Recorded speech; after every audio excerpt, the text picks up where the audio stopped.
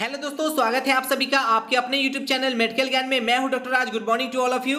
दोस्तों आइए जानते हैं सेफ डे और अनसेफ डे पीरियड क्या होता है, किस दिन बच्चा ठहर सकता है और किस दिन बच्चा नहीं ठहर सकता है संबंध बनाने के बाद भी। दोस्तों प्रत्येक महिला के हर महीने मासिक धर्म मेंस्ट्रुएशन साइकिल पीरियड आते हैं जब तक कि प्रेगनेंसी न ठहर जाए। किसी के 28 दिन का महीना होता है तो किसी के 30 दिन का महीना होता है। आइए समझते हैं उन बातों को।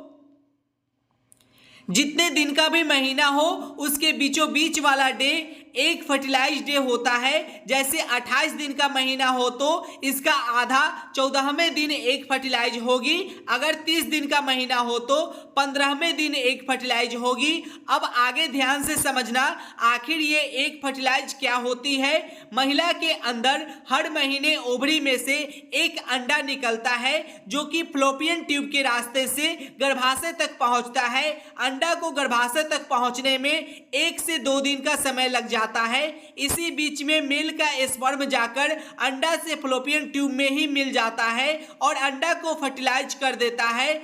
अगर उस समय स्पर्म अंडा तक न पहुंच पाए तो अंडा 24 से 48 घंटे के अंदर डेड हो जाता है। फिर अगले मंथ में ही दूसरा अंडा बनता है। हर महीने एक अंडा बनता है, कभी दाएं ओवरी में, अगली बार बाएं ओवरी में। अगर इसी टाइम के दौरान स्पर्म एक को फर्टिलाइज कर दे तो एक जाइगोट यानी युग्मज का निर्माण होता है जो कि भ्रूण का आकार ले लेता है और धीरे धीरे फ्लोपियन ट्यूब के रास्ते से होते हुए गर्भाशय की दीवार में जाकर चिपक जाता है, जिसको इम्प्लांटेशन कहते हैं। छोटा सा एम्ब्रियो धीरे धीरे डिवाइड करना शुरू करता है और धीरे धीरे बच्चे के ऑर्गन अंग बनना शुरू कर देता है। सबसे पहले बच्चे का दिमाग बनता है, फिर हाथ पैर और अन्य ऑर्गन विकसित हो जाते हैं कोशिकाओं की मदद से। तो इतना नॉलेज के लिए बता दिए हैं। खैर हम लोगों को ये जानना है बच्चा कब ठहरता है और कब नहीं।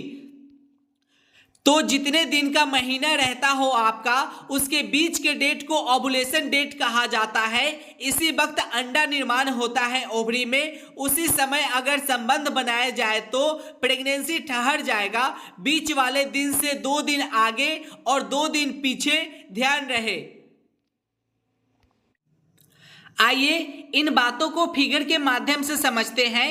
अगर आपका मासिक धर्म 28 दिनों का होगा और 1 को अगर आपका पीरियड शुरू हुआ होगा तो 1 से लेकर 5 तक के डेट को मेंस्ट्रुएशन डेट कहा जाता है।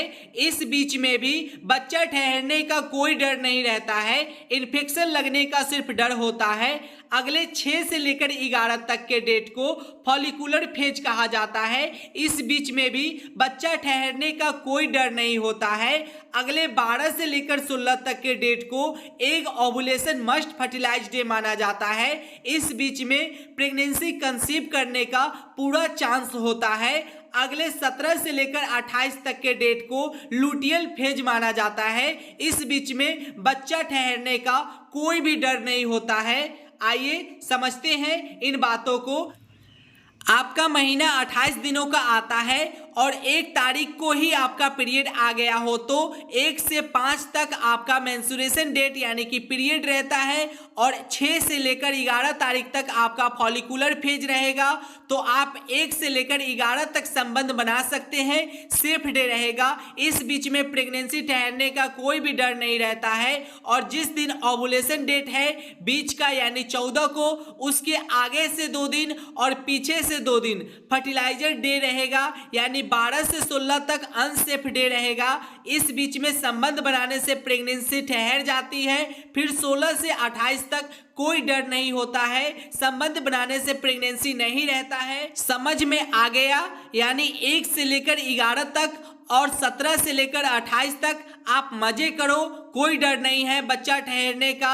अगर प्रेगनेंसी चाहते हैं कि हो जाए तो ओवुलेशन डेट में यानी कि 11 के बाद और 17 के पहले संबंध जरूर बनाइए अपने हस्बैंड के साथ। तो आज की सेवा यहीं पे समाप्त करते हैं। Take care, bye bye.